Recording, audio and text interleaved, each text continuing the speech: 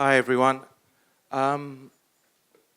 Thank you. Well, as Victoria said, this is our last session of this edition of the Global Art Forum with Cecile B Evans and Cristina Zaragoza.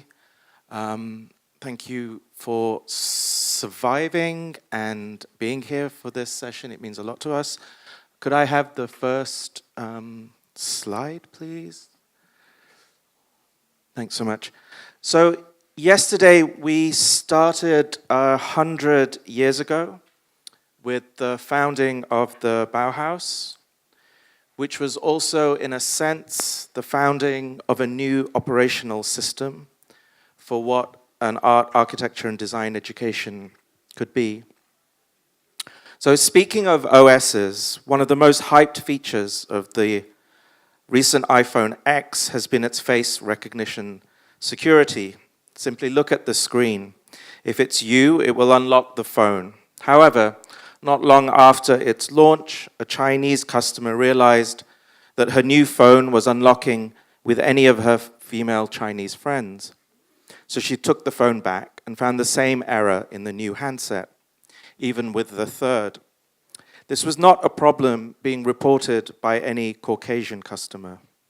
The designed in California iPhone X has been trained to detect nuances in Western faces, whereas when it came to an Asian face, as the old racist adage goes, quote, they all look the same. Now, around the same time, Microsoft's AI-powered bot called Tay was responding to tweets and chats on GroupMe and Kik. Within 16 hours, it had already been shut down due to its inability to recognize when it was making offensive or racist statements. The bot wasn't coded to be racist, but it learns from those it interacts with. One of the first things online users taught Tay was how to be racist and how to spout back ill-informed or inflammatory political opinions. Our automated world, where we speak to digital assistants and maneuver through space while our faces are recognized by ubiquitous cameras, has been made possible because of millions of hours of machine learning, whereby large data sets of meaningful information are inputted to establish protocols that seem human-like. Machine learning is defined as, quote, the scientific study of algorithms and statistical models that computer systems use to effectively perform a specific task without using explicit instructions, relying on patterns and inference instead. What kind of education is machine learning, and what can humans learn from the strange processes or teaching machines about the world as it is or as it should be? So these few images to give you a bit of visuals to this term machine learning. The two top images are from the artist Trevor Paglen. Some of you may know Trevor. He spoke at the Global Art Forum a couple of years ago. Trevor's been doing a lot of work on machine learning, on data sets, and what he calls invisible images, which are images produced by machines to be understood by other machines, and therefore, in a sense, completely bypassing our retinal capabilities as humans. So on the left, he has kind of playfully imagined how machine recognition might attempt to tag the various aspects of a famous painting by Magritte, which, of course, is called Ceci n'est pas une pomme. This is not an apple. And on the right, he produced a data set of facial expressions. Here with the artist Hito Stell, who has also been a guest a few years and who's also doing a lot of work on AI at the moment. And so Trevor asked Hito to make probably about, I think, 80 or so facial expressions, which the facial recognition program then logged, as you can see on the right. And so these are data training sets. On the left here, on the bottom left, is one of the oldest or one of the first training sets called Faces in the Wild. It's from 2007. You can't quite see, but it's quite interesting that the person that showed me this sort of referred to it almost as a kind of graveyard of faces, because Angelina Jolie is still going, but you have George W. Bush and various other kind of, Jennifer Aniston, she's still going? Still relevant? Yeah. Others, not so much. But what's interesting is that the machine, a lot of the facial recognition software considers these almost like the first humans, the first faces. So they remain permanently relevant to this invisible technology that's kind of working behind, always there. And of course, here on the right, this kind of adage that goes around and around and around, and whether or not data is in fact the new oil. So that's to set up our conversation and our presentations. I'm going to introduce my first guest. Cecile B Evans is an American-Belgian artist living and working in London. Her work examines the value of emotions in contemporary society, in particular as they come into contact with technological and physical structures. It's the second time Cecile's here as a guest to the Global Art Forum. She came a few years ago when we were in both Kuwait and here in Dubai. And I, like many people, I think have been extremely, not only intellectually moved, but I think emotionally moved by Cecile's work. Some of you may have seen at the Berlin Biennial, for example, at the Serpentine Gallery, and many other places. But there's this question of affect that is both, I think, a topic within her work, but also a texture that one experiences in engaging with her work, which is something I would like to talk to Cecile about after her presentation. Will you please welcome Cecile B Evans? Thank you.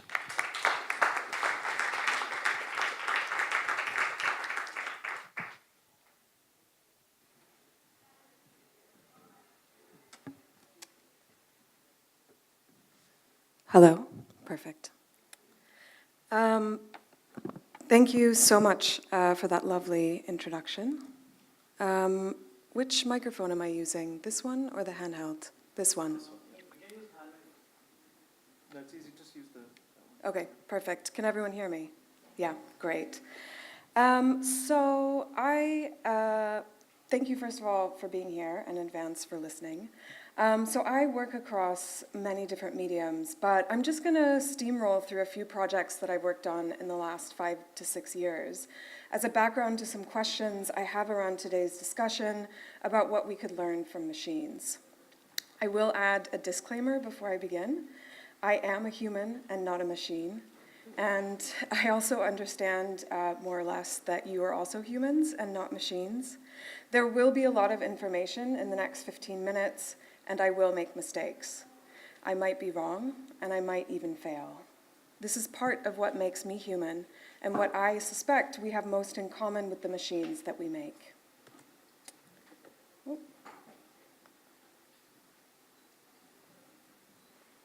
Sorry.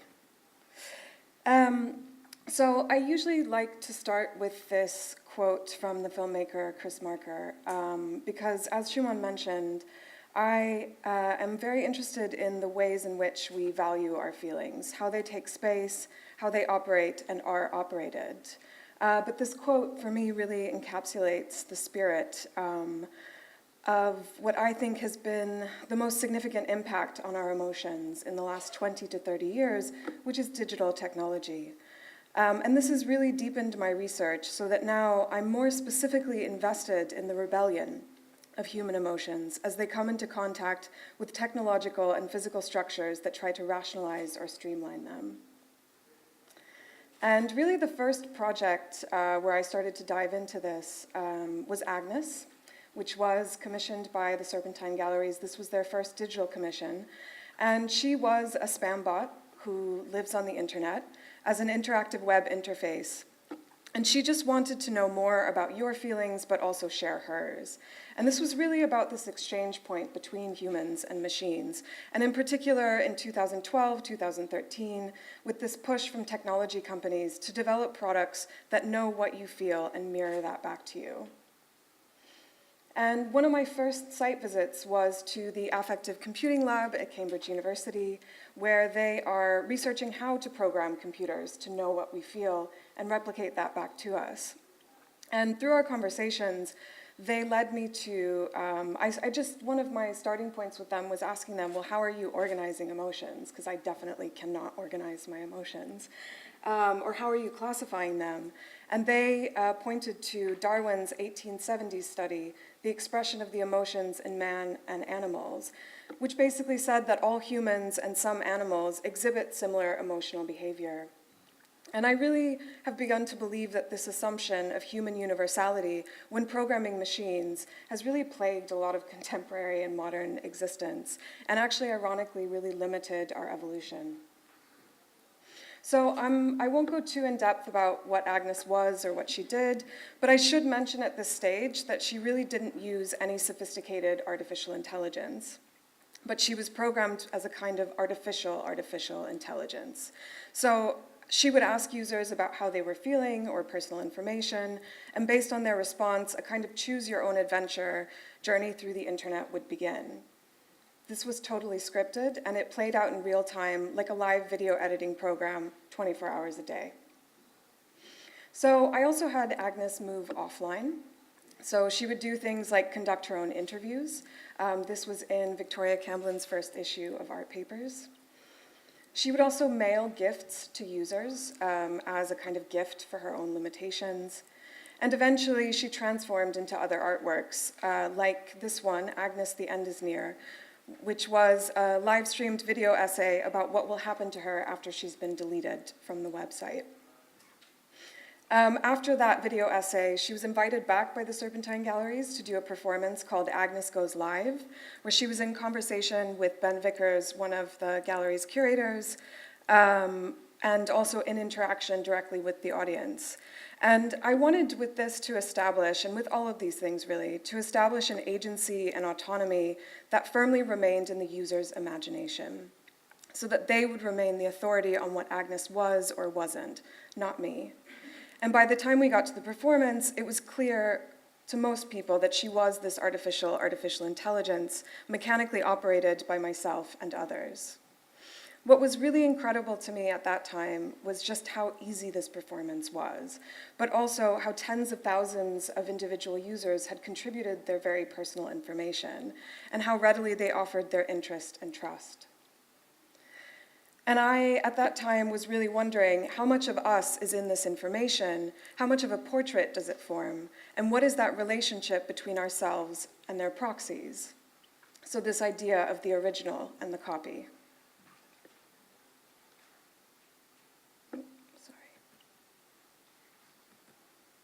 So I ended up turning some of the questions I had about the agency of the copy and also the agency of our emotions, really, into a video installation called Hyperlinks or It Didn't Happen, that followed the lives of several digital entities as they search for meaning and an understanding of their own condition. And this led me to want to dig a bit deeper into some of the mechanisms and structures behind these existences. So in 2016, I made another video installation called What the Heart Wants, which takes place in a world after the fall of the internet, where an all-encompassing, benevolent data-collecting system called Hyper claims personhood and rules over diverse iterations of humanity. And to me, the central question here was, who or what gets to be human in the future, and who or what makes these decisions? And I mentioned these two projects, which did also incorporate versions of Agnes as a character, to describe some of the investigations that contributed to something that I feel is super necessary to say when discussing what we can learn and teach machines, which is basically, this is all real. The digital world is not a separate thing. It is very much a part of the world we already exist in. It is physical and has physical impact. I wanted to make something, also in 2016, that acknowledged that physicality and the distinct ways in which our feelings were being collected and circulated. So at that time, Periscope and Facebook Live was really taking off, and people were using this to zoom into different locations to see people live streaming. This specifically was a screen grab of me live streaming, or watching people live stream the coup in Turkey in 2016. And there really was this strange new sense of participation. This is also that year Facebook launched the safety checks, where you could check in a safe after a life-threatening event, which really didn't take into account people who exist outside of Facebook and what happens to someone when they receive this information. And how things were playing out across these social media tools did not necessarily sync up with the many, many realities that they were tied to, and certainly didn't account for the vast range of experiences. Oops, struggling with technology as usual. When receiving this information through the bias of these products. I remember that it felt like nearly every day was enveloped in a kind of hysteria loop, and these cycles would spread very quickly. A lot of people were wondering, are these companies doing this on purpose? And interestingly enough, also in 2016, an engineer at Google made an internal think tank video that was eventually leaked, basically clarifying the "we shape our tools and thereafter they shape us" idiom, reproposed as "we shape the tools and thereafter they shape you," by saying that Google's algorithms could purposefully shape humanity and influence behavior in a way that could be passed on to future generations. So this idea is certainly not new and not dependent on things like the internet. This is a study from the 1990s called Emotional Contagion, which basically supposes that if I'm sad and you're standing next to me, chances are you will probably also get sad or have some kind of an emotion about it, and you could pass that on to other people until there's this heightened collective experience of emotions. And Facebook, a couple of years ago, conducted this study again across their platforms with users' data, unfortunately, without their consent. And these events and emotions are being circulated and moved through space in a way that isn't the most efficient towards self-progress or learning for the user, and this has been brought up a few times today, but more beneficial to financial gain. So, what I ended up creating was Sprung a Leak, an automated theater play in 3 acts about how 3 robots work with together a chorus of 3 users to deal with the system that surrounds them, leaking information that affects their well-being. So these are the 2 humanoid robots, played by humanoid robots, the robot dog, and here one of the 3 users, played by humans who appear on screens. And the system, which was played by a network of 27 screens and a water fountain, which is run using a scripted, custom-built platform and tiny programmable computers that communicated timings and commands to the different machines in the room. So my experience working with these robots, by the way, was a lot like what's about to happen in this video. The first time the work was shown, the robots would often fail or fall over and injure themselves, and eventually I had to go in and be a kind of union rep for them, negotiating better hours and rest days for the robots, and I definitely learned a lot from that. And one of the characters in the play is Liberty, a beauty blogger with no arms, whom both the humans and robots fall in love with. She's a fictional character, but one of the many references for her was the strange case of Marina Joyce and a viral internet hysteria that erupted in the YouTube comment section. I recommend checking it out. And so a platform like YouTube, which is actually an incredibly reasonable tool for finding out information about fairly broad topics like liberalism, is driven by underlying algorithms that quickly capitalize on content that skews very heavily towards addictive and divisive information. So this is the product chief basically explaining that, yes, they use artificial intelligence to drive these things. And quite abruptly, as he calls it, these synthetic timelines, they can nosedive into conspiracy-driven, heavily right-wing leaning content. In other words, left to its own artificially intelligent devices, it's only able to mimic the capitalist system it already exists and operates within. Platforms like YouTube are optimized for radicalization. And I'm very sorry for this image, but this is the only place I could find this slogan. One of the major components in hysteria and contagion is time and how time is perceived. And social media's decision to move away from chronological timelines and organize our feeds using keywords, like images, and watch times creates a forced repetition of certain images or events that not only shape your perception, but play into the highly addictive reward center of your brain, or the amygdala. This messes with our feelings, but it also contributes to our lack of understanding as to what a potential beginning, middle, or end to events like these might be. The characters in the play, and probably most of the videos I've made up until that point, are stuck in a never-ending loop. So these cycles seem to have left a lot of people's worldviews in a kind of catastrophism. And I loved making these works, but I had become aware that these explorations of the impact of digital on feelings had led to some not so encouraging conclusions at an already pretty depressing moment. And this time, especially now, included an obsession and even thirst for the apocalypse, which has since developed into a full-blown marketing strategy. So this is a commercial from my bank, Lloyd's Bank, that came out less than a year ago, that basically says not only is the biblical apocalypse here, we don't have to worry because the banks are here by our side. And even companies like Facebook begin to acknowledge that the world as they see it through their platforms has broken down. But frustratingly, their strategy is to blame their customers for not using their product correctly, and similarly recommend that the solution is to use more Facebook. And the only reason that any of us are still interested, beyond our acute addictions, apparently, is because these technology companies and pretty much every other large ideological body in contemporary existence have very earnestly promised us liberation and progress. And the fact that for most people on this planet, the apocalypse is not an acceptable condition. So the next obvious question is, what do we do now? And as an artist, the way that I dealt with that is that I started to develop a project that used the archetype of the troubled white male genius that is at the top of a lot of these hierarchies, the architects of our reality. And I made a video installation called Amos's World, a 3-episode TV series about a socially progressive housing estate, the architect and his ambitions for a perfect individual, communal, networked structure, and the tenants as they become increasingly alienated from the building's promises.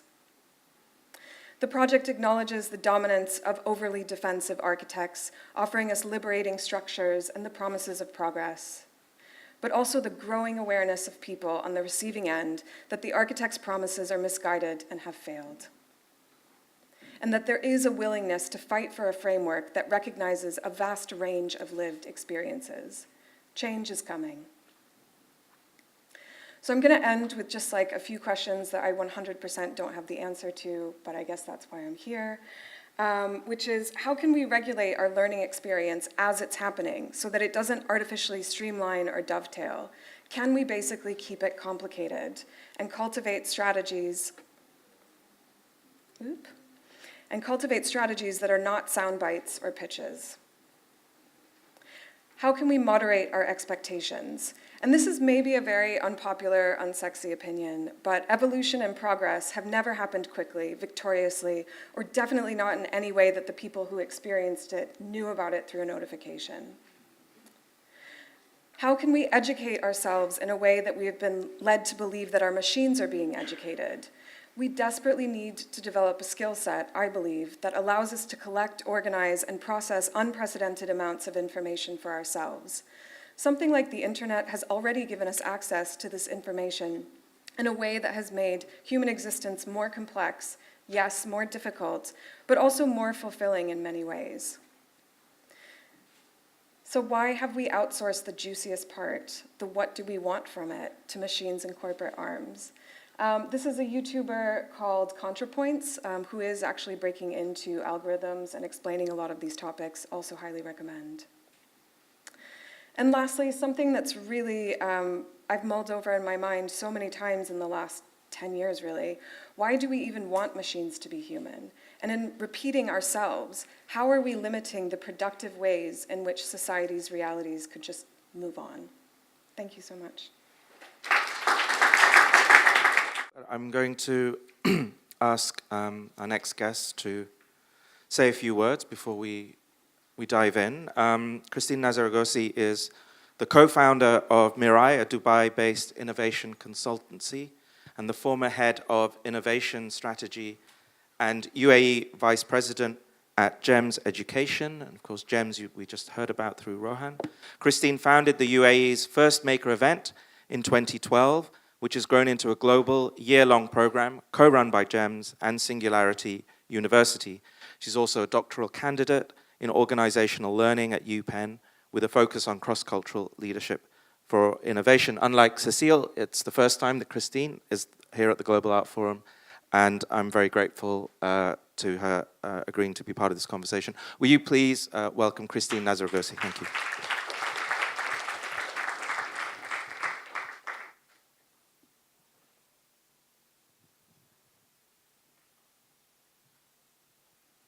This paper makes me so nervous because I had really bad handwriting, and I still do. If you did not go to a British curriculum school, you might not know about this concept, but there's a thing called a pen license that you're meant to get to be allowed to write in pen. I've never gotten a pen license, but I use pens sometimes. And I've been scribbling some notes away as people have been speaking today because there have been so many fascinating and incredible ideas shared.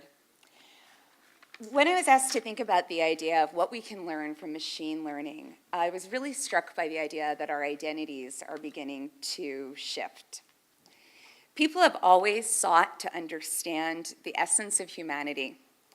And whether we agree with it or not, Descartes' cogito, the idea that I think, therefore I am, has certainly held a large place in the way we think about our humanity and places thinking and learning at the heart of human existence. So as we begin to ascribe certain human characteristics like intelligence, like learning, to machines and digital entities, we're left with three, I mean, possibly more, but three choices that kind of come to my mind. One possibility is that we ignore this, that we decide it doesn't matter, that we live our lives in the same way every day, and we wait while AI and machine learning gradually come to par with our own learning. Another possibility is that we become disempowered and anxious.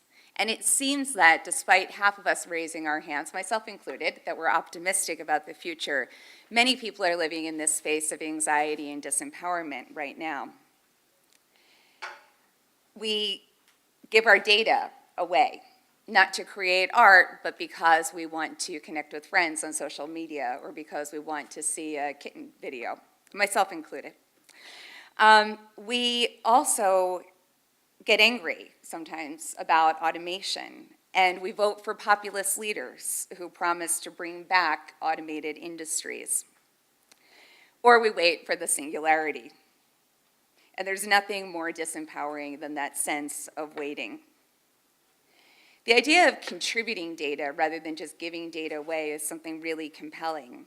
Being able to use our own data to make exciting choices about what is learned through machine learning. And I love the idea of people contributing their data to you for their art, or other companies where data is being given so that further learning can emerge, purposeful learning. And the third possibility is that we follow on that idea of people engaging in purposeful choices about the way they're engaging with technology. That we start to develop a uniquely human power that in many ways is derived from the learning that we engage in when we see machine learning. When we see machine learning, we start to develop a deeper understanding of what it is that machines can't do and what makes us truly unique as people. We can also start to see our own learning as enhanced by machines and enhanced by artificial intelligence, but certainly not limited to machines and artificial intelligence. And we embrace new ways of learning and new ways of coming to knowing. This requires humility, flexibility, and sensing. And I'm going to give you two examples that I think come from that idea of flexibility. So that was a beautiful introduction, but I have a past that comes before working in innovation. I was a first grade teacher and I was a third grade teacher. And when I was in my first year of teaching first grade, I was sitting in the playground, sitting on a bench with one of my co-teachers who taught kindergarten. And I was looking at the kindergarten students and I was looking at my first grade students. And they were playing some sort of game where they were pretending to be farm animals. And I said, isn't that sweet? They're pretending they're on a farm. She's pretending she's a horse. He's pretending he's a rooster. And my colleague, who was the kindergarten teacher, said, but that's the difference between kindergarten and first grade. That first grader, that 6-year-old, is pretending that he or she is the horse. The 5-year-old, the kindergartner, is in that moment the horse. Just as that 5-year-old can reshape their identity, can reshape their view, they're showing a degree of humility. They're showing this flexibility. There's another example that's similar to that of a philosopher, so very different from kindergartners and first graders, but Ludwig Wittgenstein, who is an Austrian philosopher, was originally celebrated for following in the footsteps of Bertrand Russell and writing the Tractatus Logico-Philosophicus, very, very rationalist piece of philosophical work. And then, and I don't know why this happened, but he went up and he taught kindergarten in the mountains of Austria. And when he came back from the mountains of Austria, he wrote another piece of philosophical work called the Philosophical Investigations that completely recanted the work that he had put forward in his first very celebrated book. He had shown a degree of courage and flexibility in his thinking, a willingness to see things as other than what he once thought that they were. So whether we're a renowned philosopher like Wittgenstein or whether we're more like the kindergartners, we will have to constantly redefine our identity. We'll constantly have to learn to take on new roles and new responsibilities. We'll have to reinvent ourselves over the course of our lifetime, and we'll see others doing the same. And in doing that, we might start to slow down in the way we think about distinguishing our learning versus another person's learning versus machine learning. We may come to embrace the learning as something that happens not just within us, but also within others, and also is co-constructed across groups of people. And in doing so, we would acknowledge that co-constructed learning exists not just as one item of learning, but actually something that exists outside of people, within ourselves, and in a million different ways in the people around us. So if learning happens outside of us, what happens to traditional notions of school? If learning is not the same for two people, how can one person know what 30 children in a classroom are meant to learn? When learning is no longer dependent on trained behaviors or individual constructions of knowledge, what happens to the idea of school? School is very paradoxical. In some ways, school is this incredible place. You're bringing together sometimes thousands of students. There are schools in Dubai with 10,000 students, and you're bringing them together into one building to share ideas, to learn, to collaborate with each other, to build interpersonal skills. And I don't know if you've spent much time in schools recently, but it always occurs to me when I'm walking through the hallway of a school and you see one teacher and 30 or 60 children, that schools should be really playful and really happy places because there are more children than there are adults. The children should have all of the power. And I think when they look bored, that they could easily turn this situation around. They could take control. Anything could happen. And yet they don't, because schools kind of have a culture. From the time that you're born, you're told how to behave in school. And schools are, whether we like it or not, very deeply disempowering places for a lot of children. So despite the fact that children greatly outnumber the teachers, this power sits not with students, but with the culture that surrounds schools. And it's in this sense that we step into the other loop of the paradox. What we do in schools currently is deeply outdated. Most national curricula were developed for a very certain future, or visions of a very certain future that were held by government or held by industry, with very specific desired outcomes in mind. But of course, we don't have a certain future at this stage, yet we still have the same curricula. So what was once an effective compact across businesses, citizens, governments, is no longer fit for purpose. The desired outcomes have changed, and we're struggling with this sense of uncertainty. There is, what we talked about earlier tonight in the analogy of the swamp, a gap between context and curriculum. If context were in fact curriculum in our schools, our schools would look very different. And that gap is becoming increasingly wide. University curricula, for example, can take 7 years to change, yet learning can happen anytime and anywhere. So, and a lot can happen in those 7 years, too. I'm thinking of a company that I've come across recently that's building an AI, and by the way, the technology is not the important part of this, it's what their platform will do, but it's an AI and blockchain-driven platform that enables people to give their learning data over so that we can learn more about how people learn, about what skills are required for different industries in different parts of the world, and that can actually be associated with a specific value and that people can then be paid to learn. It's an interesting concept. It's kind of radical. The timeline for this is 3 years. Now, if it takes 7 years to change a college or university curriculum, you're seeing two very different kinds of learning evolving at two very different speeds. So where do we go from here? I don't exactly know. I wish I did. School as we know it, though, as I said, is no longer fit for purpose. But the potential to bring people together as a purposeful community of learners has never been more important. There are many forces that hold education in place as it is. Yet students, schools, and teachers and school leaders have a unique power to bring a critical and creative lens to what is learned in school and why and how certain things are taught. Big change, however, is difficult. As Rohan said earlier, parents don't want to hear, "I'm experimenting on your children." Yet as people who work in schools, we have the opportunity every day to think differently about what we're going to do, even in smaller ways. So when we talk about wanting to see radical innovation or radical change, we need to first populate that with small changes. Radical innovation can't happen where incremental innovation isn't allowed. And I love, as I said, the analogy of the swamp. And I think actually embracing that analogy is fundamental to change in education. Valuing learning that comes through instability, not through certainty, is a first step. Celebrating that knowledge can be the result of a leaky embodied imagination is a powerful concept. Rather than striving for certainty, we can embrace the learning that happens in becoming and becoming something new over and over again. Thank you. Thank you so much. We've got about 10 minutes altogether. I will open it up to you. So if you could percolate your questions as incisively as possible, that would be great. First question for you, Christine. You mentioned curriculum and curricula. And it's funny you mentioned Descartes and you casually quoted him in Latin.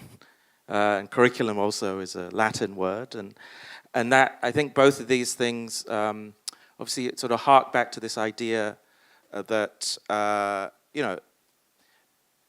there's a certain model of education which is based around almost universalist concepts of like there are monolithic things to know, and these monolithic things need to be, transmitted, imparted.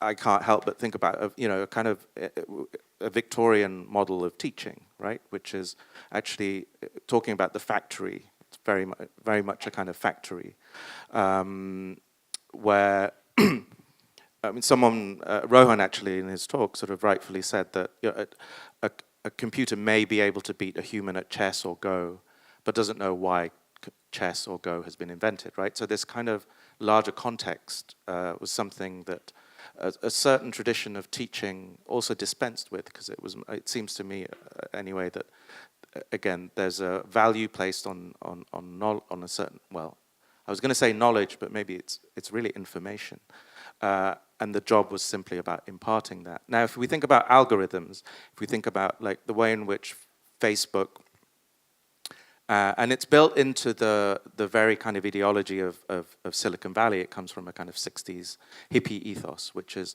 total personalization, right? Total freedom. And so the thing about the algorithm that supposedly is, you get to personalize your data and you get to personalize your experience with technology, and then ultimately a kind of bespoke experience of the world that is tailored entirely for you. Now, are we going to see, can you imagine, is it even desirable that curricula become so personalized that they, in a sense, move directly away from that universalist, monolithic idea of a shared knowledge? And if that were the case, is that a good thing? Or is there a kind of possible negative side to that?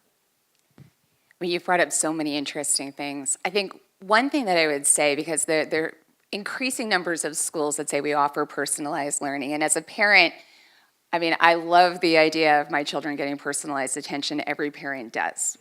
But in the end, in some ways, learning is always personal. My interaction with a concept will be different from Cecile's interaction with a concept. It'll certainly be different from yours. But saying that learning is deeply personal doesn't mean that we should have these isolated, purely personalized learning journey. There are sort of three primary theories of learning, right? One is this behaviorist theory that learning is just training. And it might be responding to stimulus, but it might be a higher level training. And then there's another that is more cognitivist, that learning happens inside of us. It's a very solitary sort of concept. And then the third is more constructivist, social constructivist. And it's this idea that we learn together and we also create knowledge together. So I think it's a bit of a yes and. Yes, learning is deeply personal, but at the same time, knowledge is very much shared. And on this topic of kind of almost like fetishistically utopianized, personalized data, Cecile, you opened up by saying one of the things you've been interested in is how we value feelings. And I think we certainly weren't told at the very dawn of social media that actual social media, in fact, is just a kind of planetary machine learning experience, process, right? So we're ambiently, willingly giving up data, but also, our faces become data training sets for facial recognition programs, et cetera, et cetera. And maybe we're more cognizant of that now than we were a few years ago, certainly, and perhaps 2016 was the turning point. But I wonder if you think we value feelings more or less now as a result of this interfacing, this negotiating, and in a sense, this surrendering, voluntary surrendering that we've done, and that actually many of us continue to do, even though we know the dark underside of what is actually happening. Well, first, yeah. Hello? Yes, perfect. Thank you. First of all, the presence of feelings is non-negotiable. Feelings are an incredibly recalcitrant thing. That means they're uncooperative. I think that has contributed to a lot of the stuff that we're seeing bubbling up right now. And in terms of whether we value it more or less, that value is unfixed and it changes all of the time. And I think that is the thing that I'm most excited about is this, and you've talked about this, someone else evoked Donna Haraway's Staying with the Trouble, and this idea of getting used to change, and not in the way of updates or upgrades, but in an integrated organic way, an organic meaning out of necessity and need. Which, by the way, is why we love social media so much. Sherry Turkle, who is this great technologist and lecturer, says, we're not addicted to technology, we're really addicted to each other. And at some point, these devices and interfaces are what is getting in the way of that. And I think the value of feelings, it must be acknowledged, has skyrocketed in terms that of literal value, money.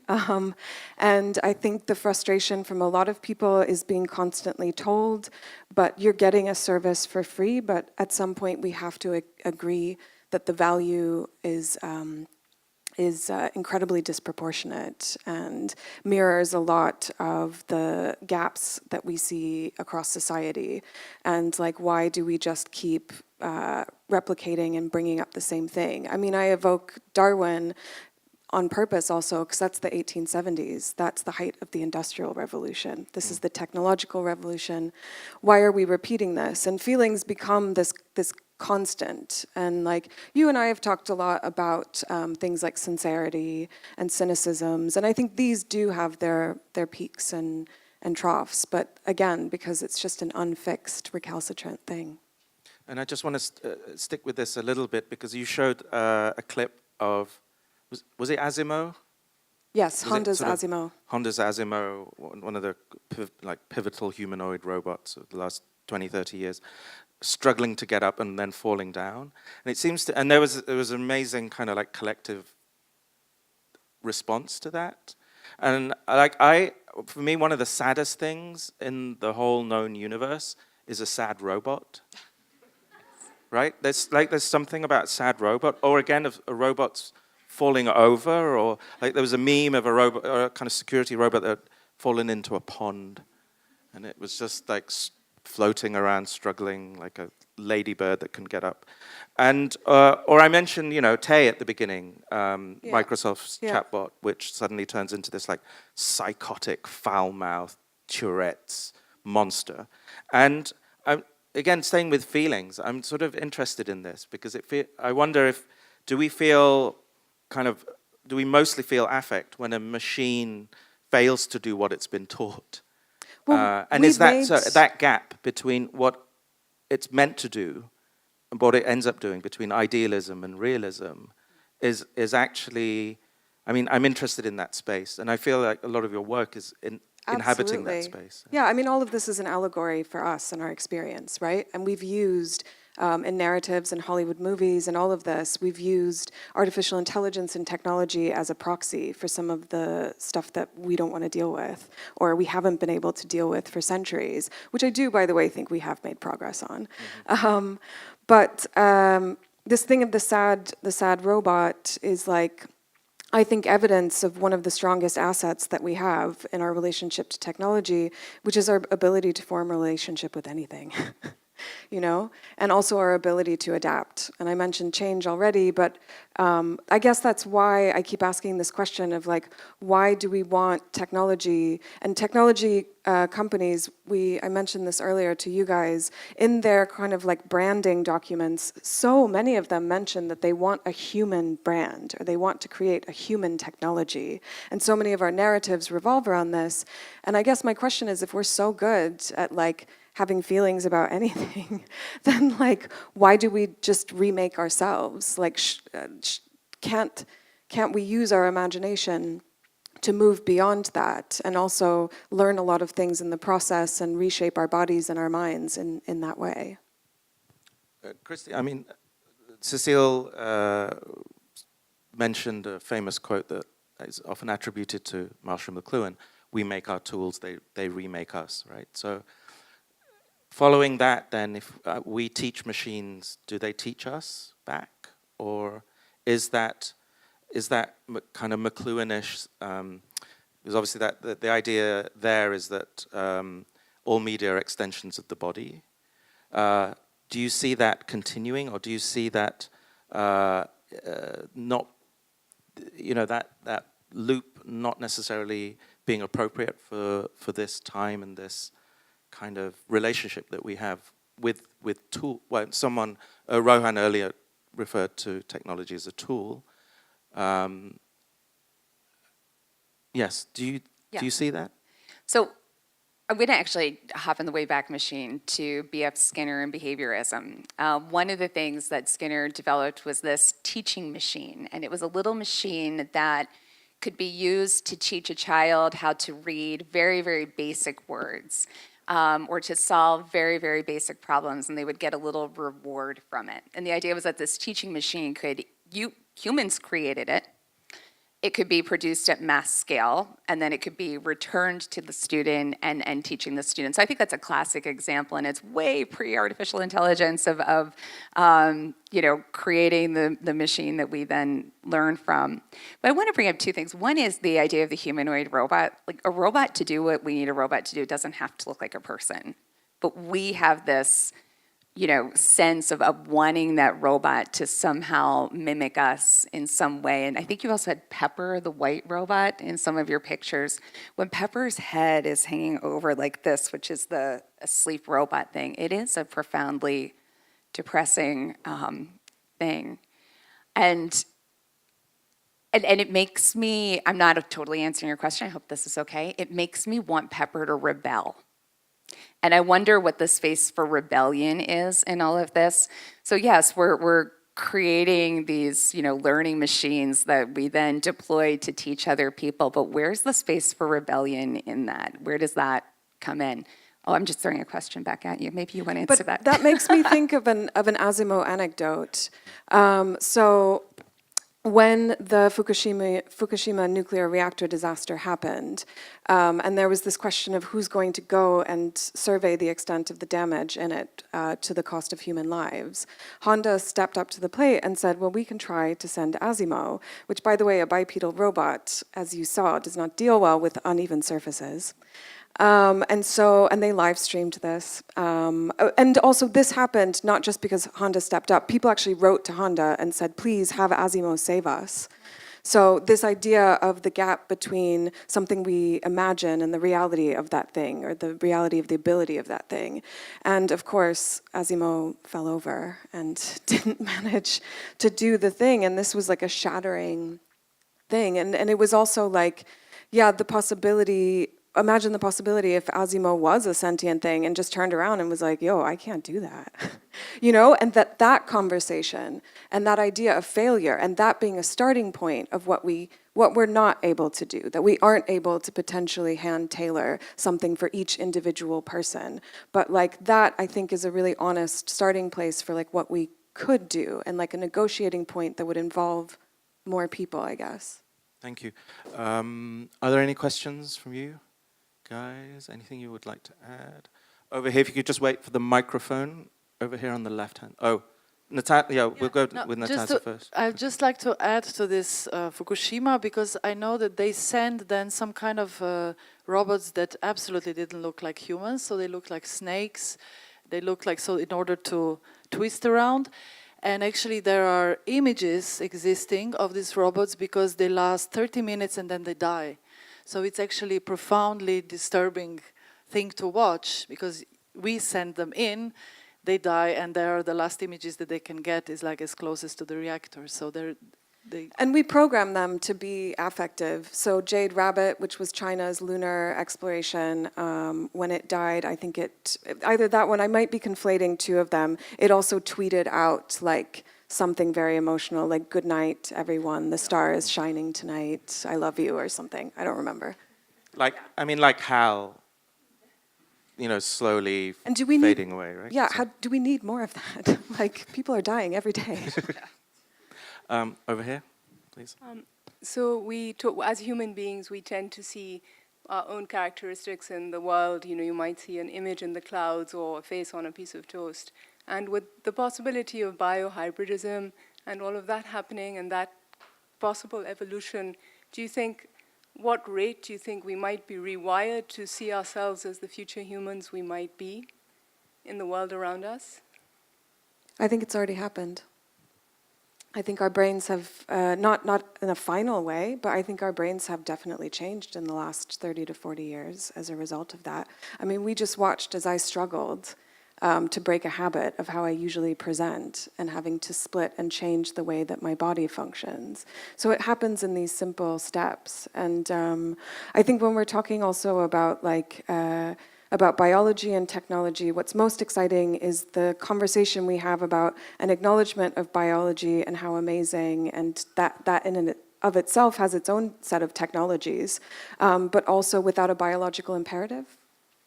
So the way that we've seen biohacking for better or worse, and a lot of the things that I mentioned in a pejorative sense could also be flipped. Like the Cambridge Affective Computing Lab I visited, their primary function is making tools for kids with autism. They need a classification of what grief is or what happiness is. And I think that is also a really good starting point to like how we can begin to integrate machines into the body from this need, but with an awareness of like that biology is not it's never a fixed thing. Christine, do you have anything you'd like to add? So I think what you're saying about the fact that biology is never fixed, we have a tendency to see ourselves as we are right now as kind of this finished product, right? Or we see things as they were 10 years ago as a piece within a system. And yet there is this constant motion and this constant redefinition that's happening. And so, you know, yes, our minds are always changing, our bodies are changing. I think, you know, we can talk about how, you know, the connections in our brains become sort of hardwired the more often we do something, and that obviously we're using devices a lot, and so our wiring is different.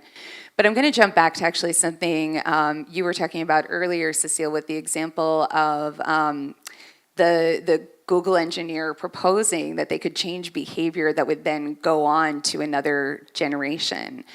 That is really interesting. So as our behaviors change, we're also transmitting these behaviors to, you know, our children. And as they see us being successful with these behaviors, they replicate these behaviors themselves too. And it's replicated around us. There was an interesting speaker I heard around 3 weeks ago talking about how in investment banking, the use of performance-enhancing drugs is so pervasive, whether it's Adderall or Provigil or there was another one that they mentioned, but that then when the people who are in these fields are leaving the banks that they're in and they go off to work in other fields, whether it's the government sector or you know, working for I don't know, any other company, they're bringing those behaviors and those expectations with them. And the way they perform is seen as a key to success. So we are gradually changing and spreading behaviors, sometimes through the use of technology.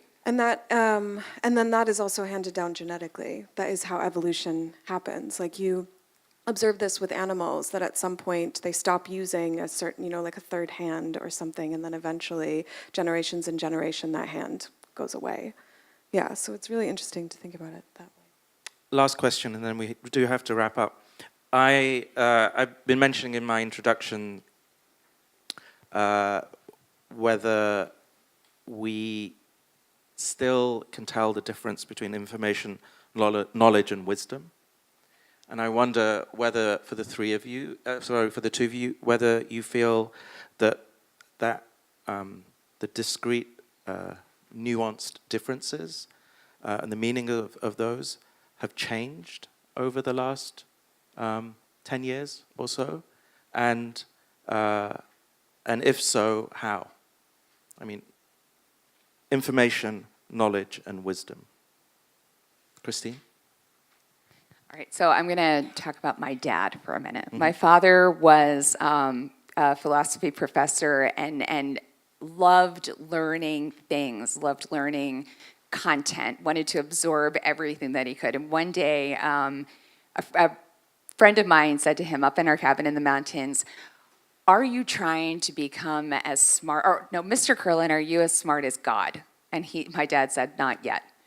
At that stage, this was in 1986 maybe, that knowledge was power. Information was power. Now, my father was also a deeply reflective and I think wise person too, but that sort of ascribing content knowledge to power is no longer relevant. I mean, content knowledge I can get easily.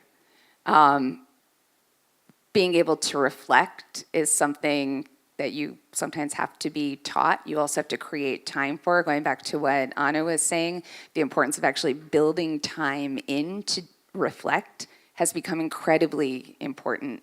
And then wisdom, I think, has never been more valuable than it is now, because for all of the content, for all of the knowledge that we can access, having the wisdom to know what to access and what to do with it is vital. Cecile, is wisdom a diminishing resource in the world? No. No. Yeah, just no. But it's interesting because my dad, definitely not a philosopher, love him. His answer to a very similar question was just, I don't know.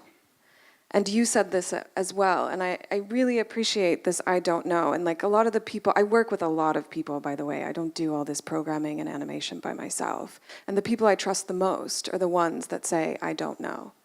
And that's really exciting. And then I guess that's knowledge. I already answered wisdom. And then information. I think we are beginning to finally understand, and you brought this up as well, information as a physical thing and as a texture and a material. And the more and more that we start to see emotions and our feelings as a physical thing that like live in our body and that we spew out into the world, and that have impacts on like geography and power and a lot of other structures. But also that kind of puts the control back in our hands on a day-to-day basis. And I think that's pretty cool. With that, let me say that I believe this conversation has had information, knowledge, and wisdom in great abundance. Will you please join me in thanking Christine and Cecile B Evans?